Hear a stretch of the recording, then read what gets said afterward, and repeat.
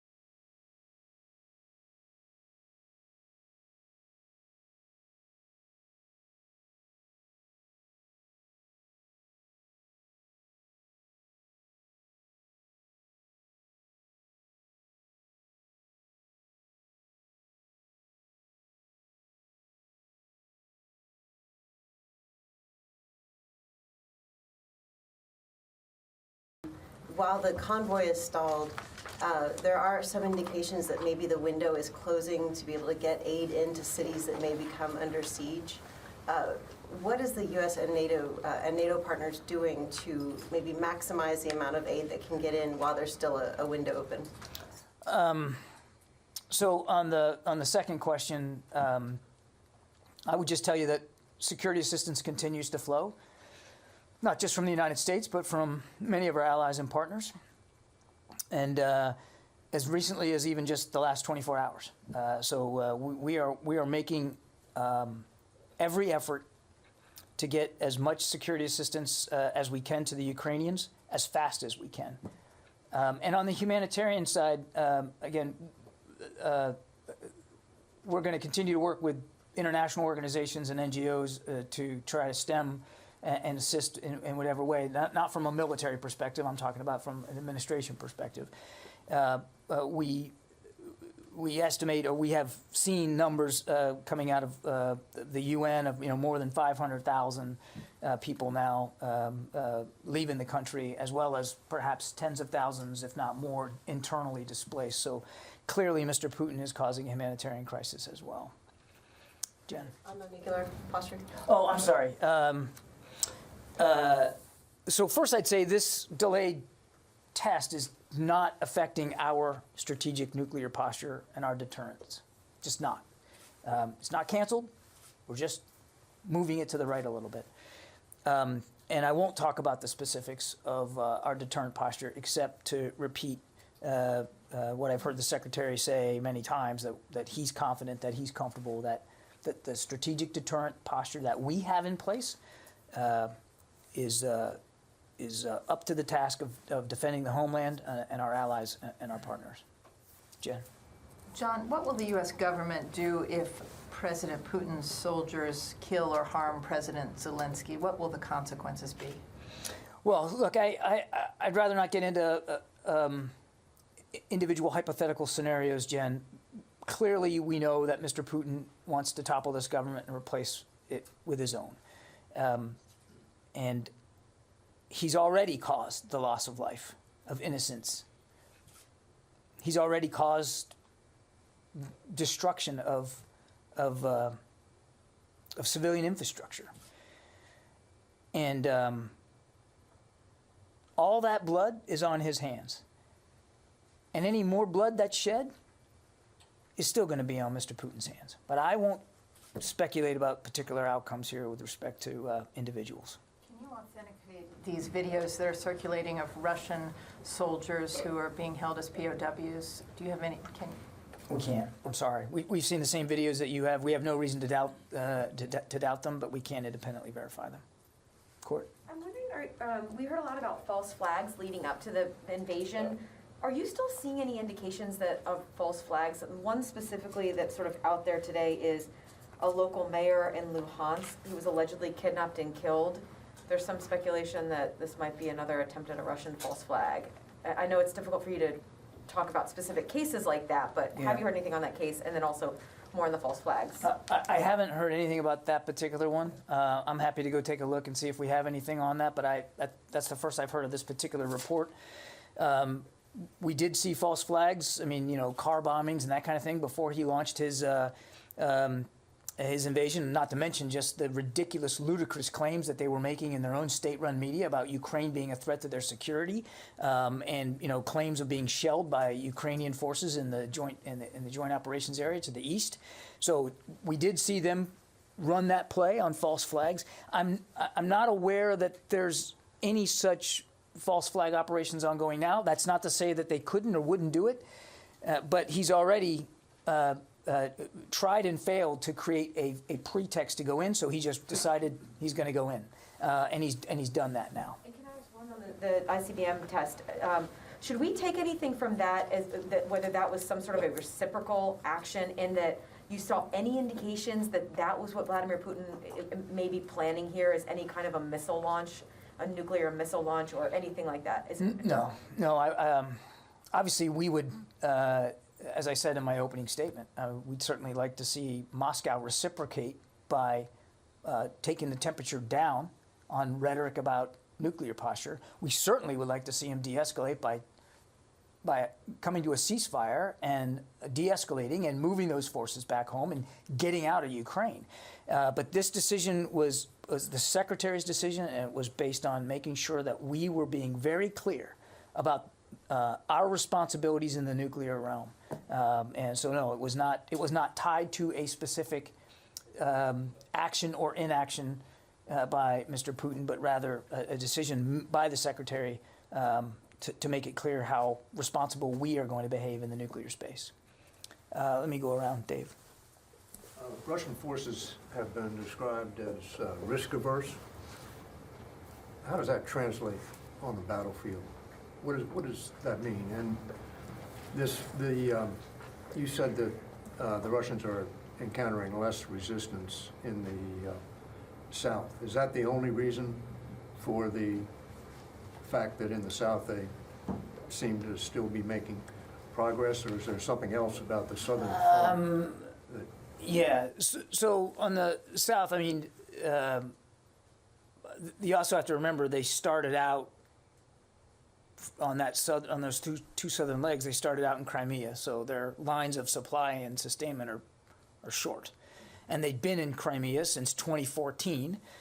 So they had already built up a pretty sophisticated and healthy architecture to support their operations. I would also add, David, that a quick look at the map will show you that they're not that far from their base of operations in Crimea. So we'll see how this goes. They're meeting resistance in Kherson, and they're going to meet resistance in Mariupol. So I think we just need to see how this plays out. And I saw the comments about risk averse. Here, I would just say that,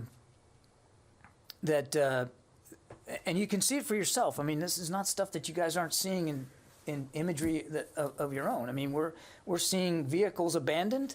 We're seeing sustainment problems in fuel, not just fuel, but in food. We're seeing indications here early on that though they have sophisticated combined arms capabilities, they're not being necessarily fully integrated. So they have made some missteps, and they're working their way through that. I want to be clear, as we've been before, that we have to be, as we look at this, we have to be pragmatic. The Ukrainians are fighting bravely and creatively. The Russians have a significant amount of combat power applied in Ukraine, and they still have some significant combat power that they have not engaged in the fight, and we need to be mindful of that. As I've said before, they will try to learn from these missteps, and they will try to overcome these challenges. Jim? Is it just a matter of time before the Russians I'm not. I think that's too soon to make that argument. They have been surprised by the stiff resistance that they are facing by the Ukrainians, and I don't believe that they fully factored that in. So I'm certainly not going to be one to call it one way or another here. The Ukrainians are fighting for their country, and they're making a difference. Jim. First, I second everything you said about Bob Burns. And second, are you seeing the Russians bring in reserves from outside the areas that they had concentrated in before? Are you seeing them bring in more aircraft, more troops, perhaps, to apply to the struggle and to apply to the invasion in Ukraine? No, Jim, we haven't. We haven't seen any indications that Mr. Putin feels the need to bring in additional reinforcements from elsewhere in the country. He began to build up this combat power starting in the early fall, and has at his disposal more than 150,000 troops, more than 120 battalion tactical groups, and while we assess that the majority of that combat power is now in Ukraine, that doesn't mean that he doesn't have stuff that's not committed, and it doesn't mean that what he has in Ukraine has been diminished. They have lost a sense of momentum here, but that doesn't mean that they still don't have the power at their disposal. The Ukrainians also have retained a lot of their combat power, our assessment is, and as I said, they're fighting back. They're fighting back bravely. Fadi. Thank you, John. On the nuclear, I have two questions on the nuclear issue on Ukraine. On the nuclear issue, in addition to this announcement and basically communicating to Russia what you said of the responsible behavior in the nuclear realm, is there any context now with the Russian counterparts on this nuclear issue to try to bring down the tension? And on Ukraine, does the Pentagon assess that the Russian forces, whether they have basically met any of the objectives of this operation so far on the 7th day? Did they achieve anything that they wanted to achieve based on the schedule that they might have had?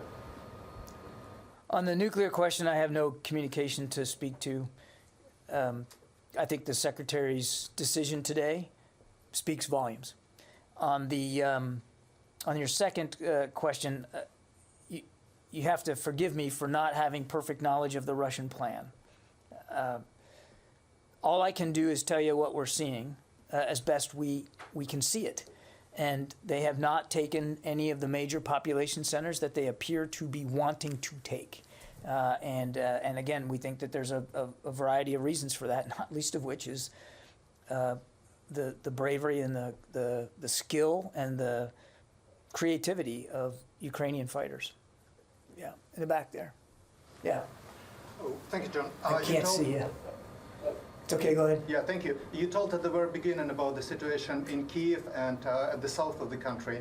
I got my audience in Ukraine, and their main concern is about the western Ukraine. Millions of people are going right now to the cities like Lviv or Ivano-Frankivsk. Yeah. They believe it's safe there. So what's your estimate about the western Ukraine and any signs as of now that Russia is preparing to attack or to capture western Ukraine, or they're concentrated on Kyiv and south only? Yeah, again, I'm going to be careful here not to anticipate Russian moves. All I can do is tell you what we're seeing, and we're seeing a continued desire to advance on Kyiv, fighting in Kharkiv, fighting in a town, and I'm probably going to not pronounce this right, but Chernihiv, and then what I described in the south. So largely, the effort appears to be to north of Kyiv and to the east in the rest of the country. I don't know what Russian designs or plans are for Western Ukraine, so it's hard for me to predict. Yeah. Mike Bress with the Examiner. Hey. Two questions. The first one, for the nuclear test, is there a date that it's going to be postponed to, or is it postponed indefinitely until tensions simmer? We don't have a rescheduled date right now.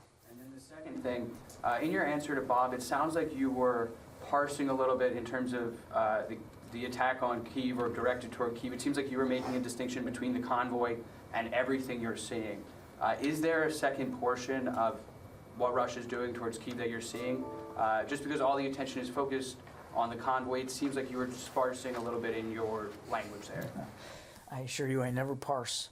What I was trying to make, the point I was trying to make, and I know there's a lot of interest in this convoy. I'm not clear, we're not clear, that you can segregate the convoy from their advances on Kyiv or what they're trying to do on Kyiv. We don't have perfect visibility into every vehicle that is in this convoy and what their intended destination is or may be. But on the face of it, it appears to be a chance to contribute to the advance on Kyiv, just based on geography. So what I was trying to do, perhaps inelegantly, was to broaden this out a little bit, and rather than stay focused on a convoy, try to look at it in perspective here. It's of a piece of what we believe their desire, which is to take Kyiv. Could you speak a little bit more specifically on that larger picture that you're seeing from the north? I'm not sure I can give you much more than I have, I'm afraid, Mike. As I said, we're somewhat limited in our ability to know and understand everything.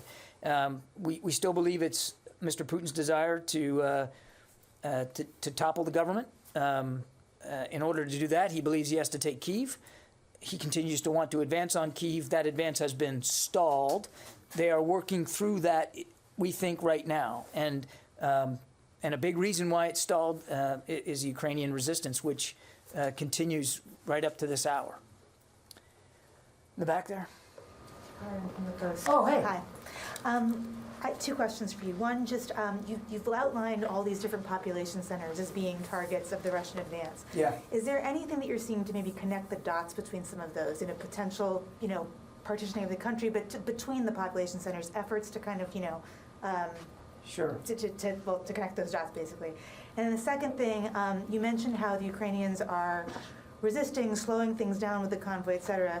Tactically speaking, would you define those as, defensive maneuvers or potentially offensive maneuvers that they're using against certain parts of the Russian military, whether it's convoy or other vehicles that you're seeing in the country? Are they, are they waiting to be fired on, or are they taking more aggressive measures? The Ukrainians? The Ukrainians, yeah, from that side. How would you define kind of their strategy here? They are defending their country. And every shot they take, every maneuver they execute, is designed to defend the sovereignty of their country. It's about defense, and they're fighting a very strong defense. On your other question, again, I have to confess to not having perfect knowledge of Mr. Putin's planning here. But on the face of it, as we see what we see happening on a daily basis, it appears as if they are moving along what we would describe as three main axes of invasion. One is from the north down towards Kyiv. And essentially there's sort of two forks there, northeast and northwest, kind of coming down on Kyiv.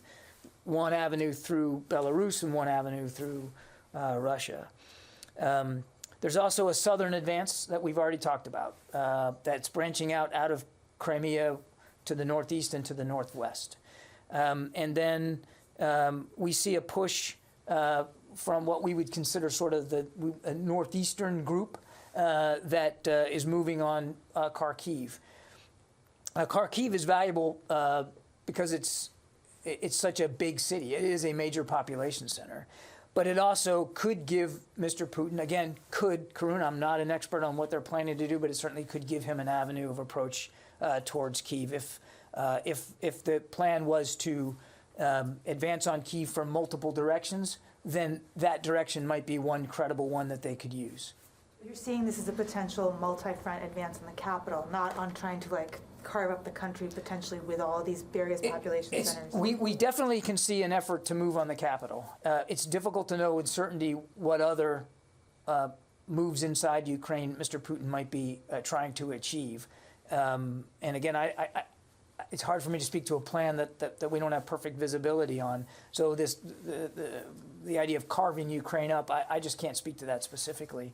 It is entirely also possible that that what they're doing in the east could be an effort to fix Ukrainian armed forces in that eastern region so that they can't come to the defense of others. But again, they have not achieved success in the major population centers to date that we see them trying to move on. Tony. I have a couple questions. One terrestrial and one space related. You mentioned earlier that the Russians haven't fully demonstrated a integrated combat arms capability. This is something the U.S. practices all the time at the National Training Center, and Marines do also. What are you not seeing that would demonstrate a seamless or moderately seamless combined arms capability by the Russians? Yeah, again, I don't want to speak too much specifically on Russian operations, Tony. It's just when you look at what's happening. I would just say it doesn't appear that ground and air operations seem to be very well connected, based on what we're seeing happening. Yeah. I have a space question now. The richest man in the world, Elon Musk, successfully brought in Starlink internet communication disks into Ukraine. The Ukraine vice president showed a picture of this. I wanted to get your sense. Did the Pentagon at all help in the transport of these Starlink internet terminals? And are you seeing any impact in terms of either helping the Ukrainians with tactical military operations or keeping the population connected, basically, as the Russians attack information nodes? No help from us that I'm aware of. I'm not sure I understand your second question there. These dishes are being installed. Are you seeing any impact in terms of helping the Ukrainians with tactical military operations? You mean from the Starlink? From the Starlink. That's really for the Ukrainians to speak to, Tony, not for the U.S. military. And I know there's no involvement by us in respect to that. Yeah. President Biden said the U.S. will join allies close the U.S. airspace to the Russian planes. It was more about civilian aviation, of course, and U.S. airspace, of course. But we know that the U.S. military has part of Syrian airspace under its control, and Russian military cargo planes cross into that airspace from time to time. Is there in any way a plan to limit Russian military assets in northeast Syria where the U.S. Air Force controls? I'm not aware of any such plans, and as you know, we are in Syria for one purpose and one purpose only, and that's the counter-ISIS fight, and that remains an active fight. And that there's a deconfliction mechanism with Russian military forces in that part of Syria that has worked. That's as far as I can go on that. Let me go to the phones here, guys. I haven't gotten to anybody. John Ismay, New York Times. Yes, hi. Today at the emergency special session of the United Nations General Assembly, U.S. Ambassador Linda Thomas-Greenfield said that cluster munitions and what she called vacuum bombs are banned under the Geneva Conventions. And I'll say here that I assume by vacuum bombs, she meant fuel-air explosives or other forms of thermobaric weapons. So I was hoping you could tell me what the status is of the Pentagon's ongoing internal review on its own cluster munitions policy. And can you say whether the Pentagon believes that cluster munitions and thermobarics are banned under the Geneva Conventions? Thanks. John, I don't have any updates for you on the policy reviews with respect to cluster munitions, and I'm going to have to take your question on the Geneva Conventions. I'm afraid I'm not an expert on that, and rather than spitball it, I'll take the question and we'll get back to you. Abraham Mashi. Hey, John, two questions. Number one, how much coordination is going on between the United States Air Force, NATO, and the Ukrainian Air Force? And second question, is the U.S. Air Force continuing to fly ISR and other aircraft in international airspace over the Black Sea? And if not, why not? Thank you. Abraham, I'm not going to talk about flight profiles. We don't have any aircraft, manned or unmanned, flying in Ukrainian airspace. And the question about specific coordination or communication with the Ukrainian armed forces is better put to NATO. What I would just tell you our support for the Ukrainian armed forces right now is very largely in the form of security assistance, which continues to flow and gets into their hands. John, can I just follow up on the question from the New York Times? Is the U.S. a signatory to the 2008 cluster bomb munitions No. treaty? And if not, why not? We aren't, and I don't. Again, we're still going through a policy review on this, so I don't have anything to update you on that. Phil Stewart, Reuters. Hey there. Real quick, what message would you have to American citizens, including retired, U.S. military personnel, who may want to go and fight in Ukraine? And also, could you comment on the New York Times report about an apparent Russian request, or Chinese request to Russia that it delay the start of this war until after the Olympics? Thank you. On the second question, Phil, I don't have a comment on these reports that there was a request by China to wait till after the Olympics. I think that's an excellent question for President Xi and his administration to speak to if they made such a request. We tried hard to prevent the war through diplomatic engagement. There was no need for it to happen. Not to happen on a certain timeline or after a certain Olympic event. It shouldn't have happened at all. There was no reason for it. It was unprovoked. Ukraine was never an aggressor to Russia or anybody else. So the issue of time, I think that's one that Mr. Xi ought to have to answer. And on the other question, I mean, what we would tell Americans who want to help Ukraine is to find ways to donate and contribute to the many nonprofits that are already working to try to get humanitarian assistance into the people in need. The Secretary of State has been nothing but consistent over these many weeks that Ukraine is not a good place for Americans to be right now. Carla Babb. Hey, thanks for doing this. On Belarus, just can you give us an update about any indications of Belarus, their military getting involved? And also, we've all seen this video of the Belarusian president showing a map of the Ukrainian invasion. What's the Pentagon's take on this map? And it even seemed like some of the attack was directed against Moldova. What are the possibilities of this war spilling over to Belarus or to Moldova? We've seen these images too, Carla. I can't speak to this map. I can't validate it. We don't have perfect visibility into Russian plans for Ukraine beyond what we believe to be their desire to topple the government and to supplant it with one of their own. So I think the Belarusian president should have to speak to this map, and so should President Putin. What we would say, and say firmly and again and again and again, is this war didn't have to happen. And there's still options available to Mr. Putin that aren't in the military realm. He can still choose to agree to a ceasefire. He can still move his forces out. He can still de-escalate. And I believe that, quite frankly, the future of Ukraine should be up to the Ukrainian people. And they are making their choices pretty clearly known through the resistance that they're offering to this unlawful and unprovoked invasion of their country. And I forgot your first question. I was saying, and to my first question about the indications, has the Pentagon seen any indications that the Belarusian military is getting involved in this fight or preparing to get involved in this fight? We have not. No, we have not. Yeah.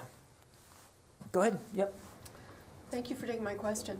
So one question that's direct and then another one that opens the aperture a little wider. The first one is on reports that some people are reporting that the Russians may be preparing thermobaric devices for use within Ukraine. And I'm wondering if you can say anything to that. Have you any indication of that? Have you to substantiate that or anything? No, we cannot. My second one is about the global posture. Now that everything is focused on Ukraine, can you talk about readiness on a more global scale? Has anything changed that in terms of our readiness worldwide as we focus more on Ukraine? in terms of our ability to defend the nation elsewhere, outside of Europe, we remain confident that we can do that. There's been no diminution in American military readiness elsewhere around the world. And I would remind, I know we get very focused on the numbers of troops that we have added to the European theater and that we've moved around inside it, but a sense of perspective is important here. We already had more than 80,000 troops permanently deployed to Europe or on rotational orders. So, just to give you a sense of perspective there, and NATO members themselves have nearly 2 million troops in their combined militaries. So I don't know of any permanent posture changes that are going to come as a result of this in Europe or elsewhere. We're focused on the problem at hand, and the problem at hand is making sure the Ukrainians can continue to defend themselves against an unprovoked invasion, and two, that we are continuing to reassure our NATO allies, and that they know that we take Article 5 very seriously. Okay? Yeah, Mike. Yeah, John, do you have any sense that the Russians are able to, or at least have been attempting to reconstitute any of these units that have been damaged, that have been hit by the Ukrainians? I don't have specifics in terms of their... all these videos of the Ukrainians dragging away, Soviet or Russian tanks with tractors. Sure, Like that. I don't know. I mean, the convoy that everybody's fascinated with could be a part of this effort to replace damaged vehicles and to get their momentum back. But I don't have anything more specific, Mike. Oren?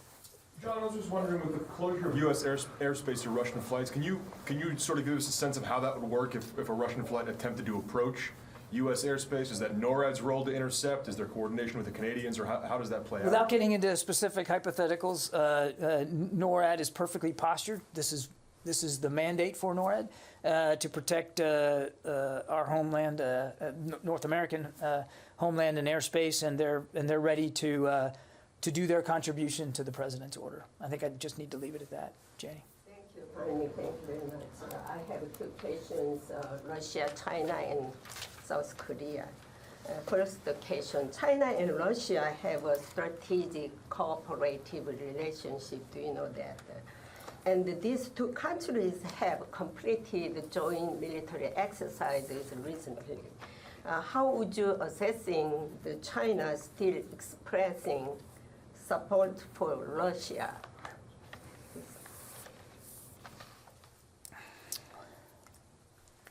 We've seen basically through statements some at least tacit approval by the Chinese for what Russia was doing. Now, in the last few days, some of their foreign ministry spokespeople have appeared to walk some of this back a little bit by talking about Ukrainian sovereignty, which is welcome to see. But we haven't seen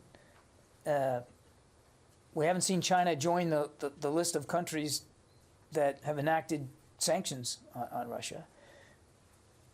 We haven't seen the Chinese blame Mr. Putin for the violence he's causing.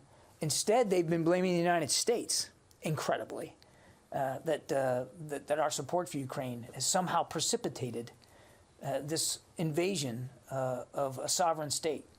So it's a little bit of a mixed messaging coming out of there. What was your next question? The second question is, the U.S. 1st Brigade Combat Team is deployed in South Korea. Will this team participate in U.S. and South Korea joint military exercises?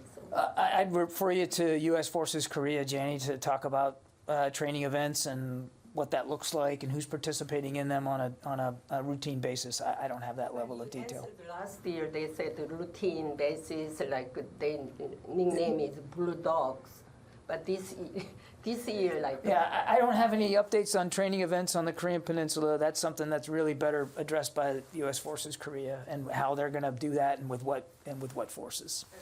Yeah, Matt. Hi, John. Thanks.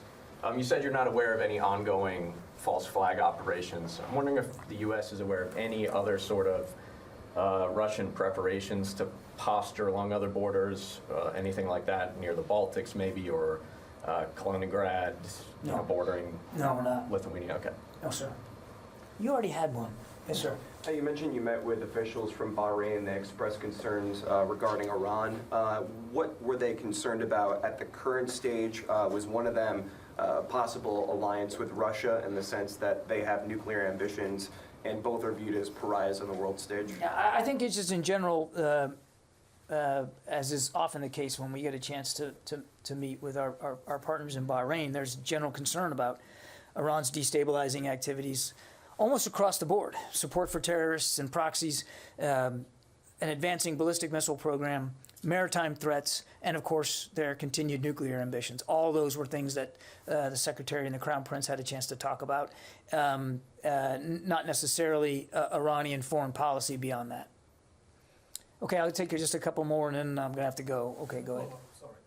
On China, have you, since the invasion of Ukraine by Russia, have you seen any increased air or naval intimidation by Chinese against Taiwan? I have nothing more operationally to talk to you today in terms of Taiwan specifically.